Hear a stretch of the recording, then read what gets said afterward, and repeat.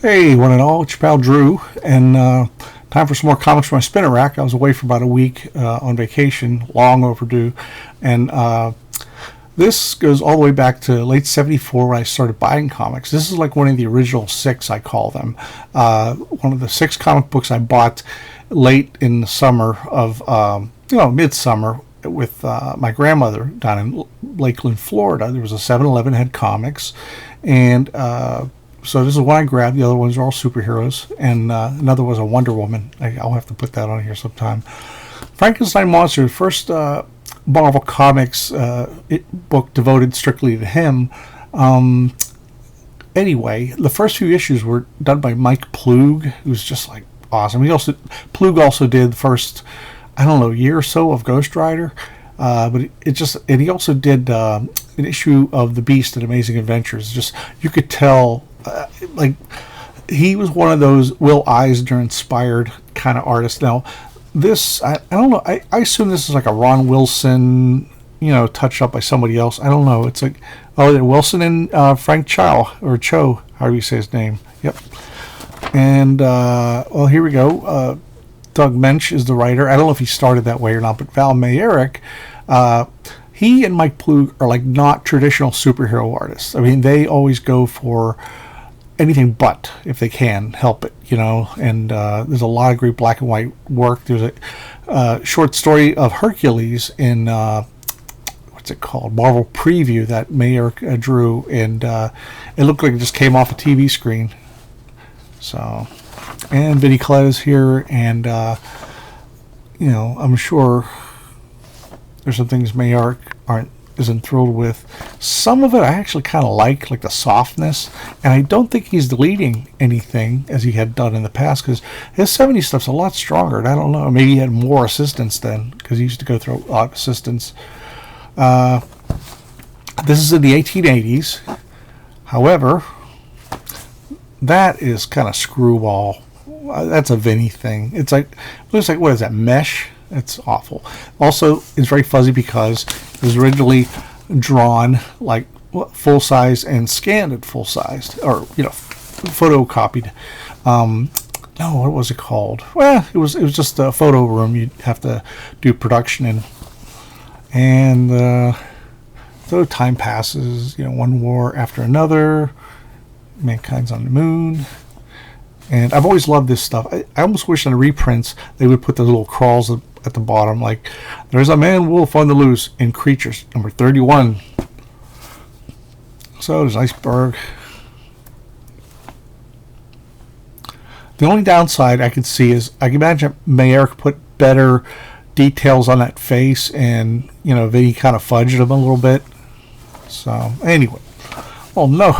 No Marvel value stamp. Shit, I've had this a long time. Anyway, here's a fun little bit. This book takes place when Mary Shelley's Frankenstein era, 1880.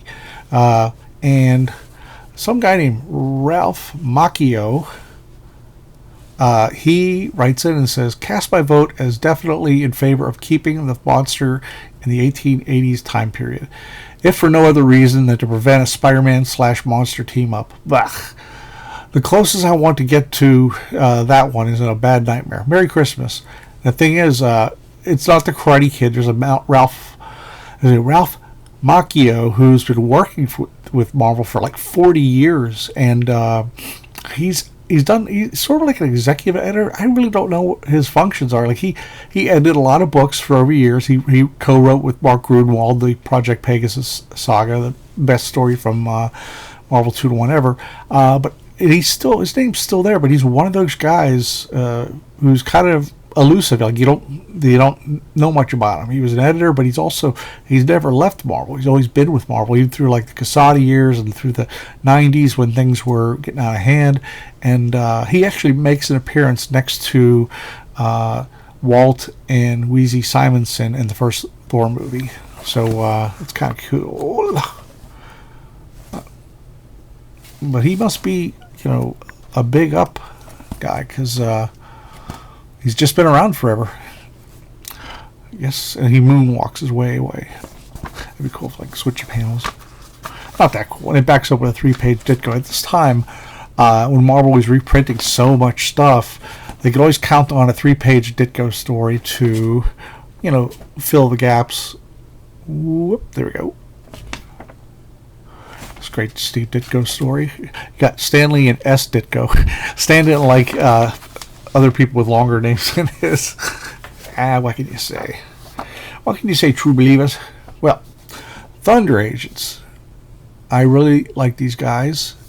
And I actually got all 6 volumes of the Archives edition that came out from the original, and they actually came out with a 7th one. They reprinted the Baxter Comics versions of the 80s, and it's got like Dave Cockrum and Keith Giffen and George Perez.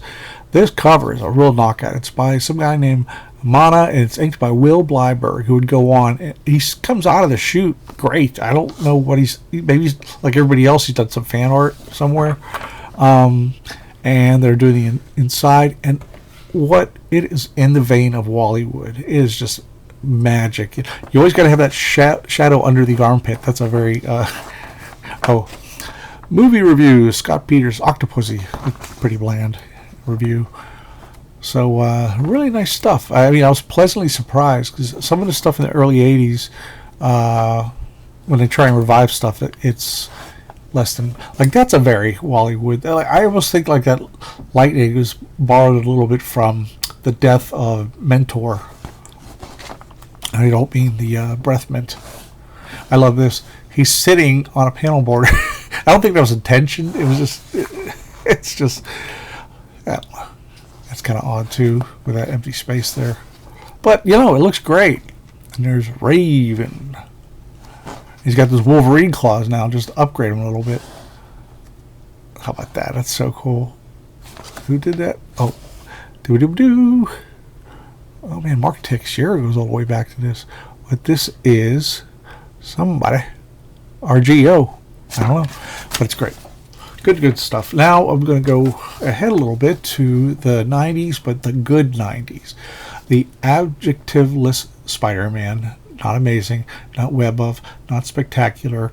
The regular Spider-Man book came out as a way to please Todd McFarlane, who he was working on a book with David Michelinie on the main book, Amazing Spider-Man. Then he got his own book that he could write poorly and draw, and just, it's awful. He left with issue 15, I think, and he says, we're going to have a baby, and I'll be back. And it was baloney. He went to Form Image. So it's like this whole book was created for him, and it's like, I understand getting the best you can, but it's like, I just feel like you're screwing the fans a little bit. I could be wrong. I've never made that kind of money, so maybe I've changed my ways if it happened.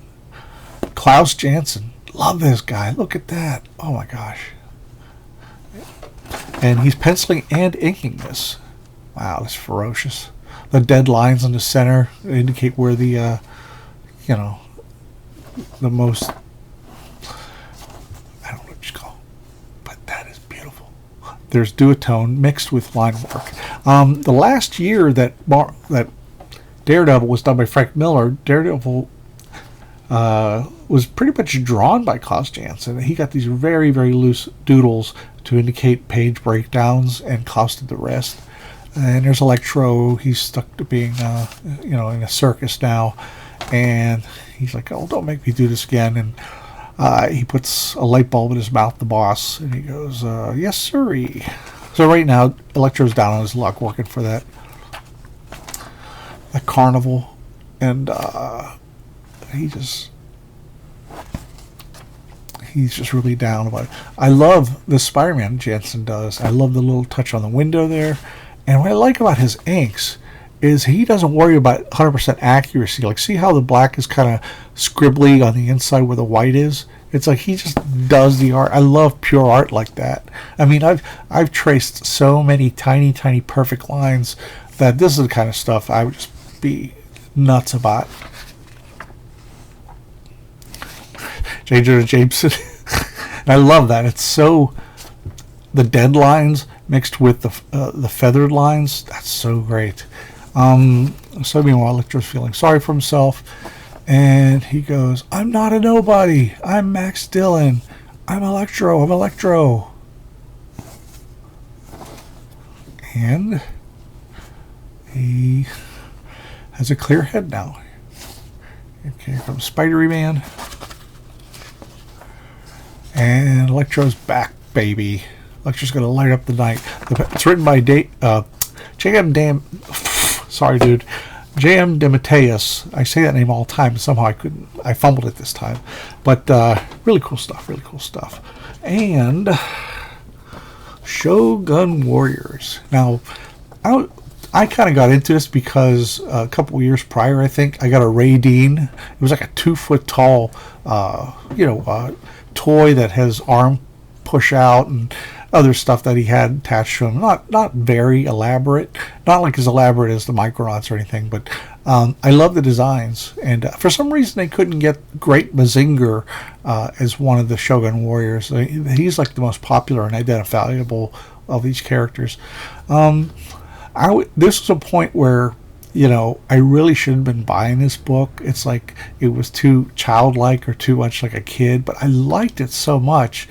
And it's just funny. It's like I don't think anybody would have noticed unless they're, a boy my age would have noticed that. But I was like, screw it, I like it. Herb Trimpe does the art, and what's amazing is he has a strong sense of scale. Something the Shogun Warriors and Godzilla that by Marvel, which came out in Omnibus recently, that's a lot of the battle. And wow, listen to me. Mike Esposito is inking, and they've got him pinned down like Gulliver. That's a Vanguard Ace. It's got to be like a adamantium or something. And meanwhile, the pilot, Ilongo Savage, slowly regains consciousness. And there's the flashback you always need. He's a member of, he and 2 others are pilots of their respective Shogun Warrior giant, I don't know what you'd call it, machine. But they belong to leader, something of the light, like the Champions of the Light.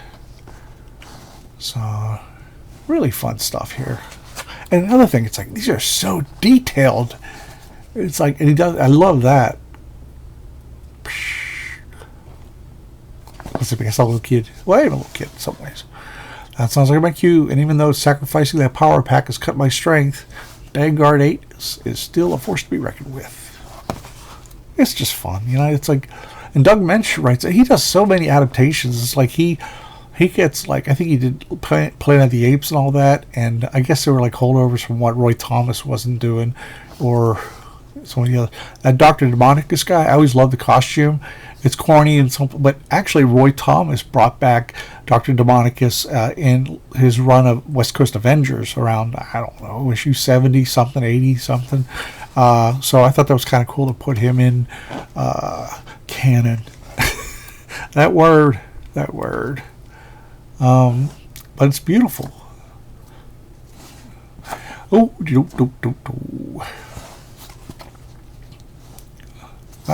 I forgot to introduce the other guys. Oh, look at that. At the same time, pretty much, ROM Space Knight comes out. This is like a year later. And I don't even know if Micronauts is already out. So, wow. It's Micronauts, Shogun Warriors, and then ROM. So, unfortunately, this only lasted 20 issues. But, just so, man, trying to do these figures from ROMs on the run. It's just, I mean, oh, here are some of the monsters. His monsters are kind of corny and all that, but, there's a lot of monsters in Japan in these movies that are no worse. I love this guy. It's like a hand with 5 fingers of dragon something. But should heroes fail? So time for another big old guy, Red Ronin, who appeared in Godzilla, and he's expressly created for Godzilla. But then he's still Marvel's character because he went over to the Avengers. They used him. Beautiful George Perez cover. One of the last before he leaves for DC, which really sucked. But there he is, Red Ronin. And he was created for sort of the same reasons that the Shogun Warriors were. But funny thing is, the last page of the previous issue, Hawkeye sees Red Ronin, and he goes, "Holy!" And he starts as a crud. So it continued from. I found that amusing. So Dan Green, it's not printing very well, but got my main Hawkeye doing it. So the pilot, he's messed up in the head, and there was an explosion that caused his cybernetic helmet to fail. I love when Georges do that kind of stuff, have dead air around that. And Wonder Man goes by. The Avenger Quinjet sliced in half by that big old, I don't know what you call it. It looks like a roll of tape with something attached to it. But, oh man, Perez. And you know what? I know I sound terrible, but I never really liked Dan Green's stuff on the Avengers. I don't know why. He's done other stuff. I mean, he did a graphic novel I plan to cover soon, all in watercolor, and it's brilliant. So it's just these things seem a bit fuzzy, and maybe the printing of the time. But I also have the Marvel Masterworks in it, so it's still kind of So the guy wakes up again, just like so. Circuitry's locked on destroy.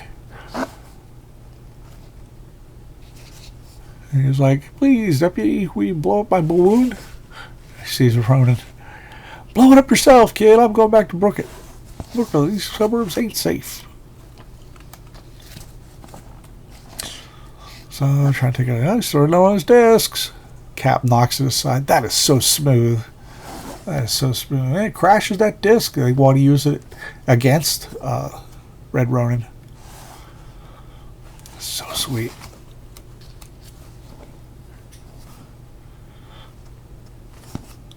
So they managed to control that thing, and there's Vision and Wonder Man. They're colored in blue, I guess, to make everything else stand out. I don't know.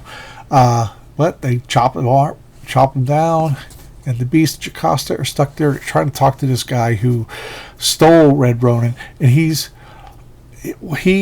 somebody who's been filled with fear all his life, because when he was a child, he had the duck and cover lessons in grade school. That, for those who don't know, in the 50s, late 50s, maybe early 60s, or I don't know how long time, there were classes that school children who would learn to duck under their desks in the event of an atomic explosion, which is, I know it's absurd, but it was such a new technology, and somebody thought to do that, as crazy as that is. And so this guy here, just like a lot of people at the time, his parents built a fallout shelter in the back, and he says they spent all their money on it. And so meanwhile, good guys are chopping up Ronin. So this guy, he's afraid of nuclear war, so he's trying to hurry it up, and then things will be done. He won't have to worry, and then civilization will repair itself. I'd say it makes no sense, but this guy has been proven to not be stable. So in his head, that would make mankind unite if he went after the Soviet Union. And they would retaliate and all this stuff. I don't know why, but I don't care, because this is a well-drawn comic. Dang. About to smash the Long Island Expressway. But how? Elementary, my dear Costa. Folks tend to forget that I was a prize-winning PhD before I became the luscious blue hunk I am today. I merely doped out where the weakest link in Ronin's power flow was and pulled the plug. Any applause will be accepted with due humility. That's so wonderful. Look at that, scraps. And man, that's so cool. Oh, Hawkeye. You're kick-ass. Well, anyway, that's it. Comics by Spinning Rack. I hope you dug it. It's love. Whoa. It's nice crashing into my camera. So that's it, everybody. Hope you enjoyed it. Leave comments below. Tell me what was your favorite. Tell me what you thought stunk. Or tell me, I don't know, even if you have stories or memories of some of these comics that you'd like to share, you're more than welcome. This is just a comic book community, and it stays comic book, period. I don't delete any comments below, even if I disagree. I'm not there. We're all here for the love of comics. And if you like this channel and you're new to it, please hit like and then hit the bell to subscribe. Hit subscribe and then hit the bell for notifications. And I got a whole bunch of old videos you can look through between my next one. So that's about it. And enjoy. Maybe you want to buy some comics you didn't even know were out there. That's all I have to say. And I wish you all well.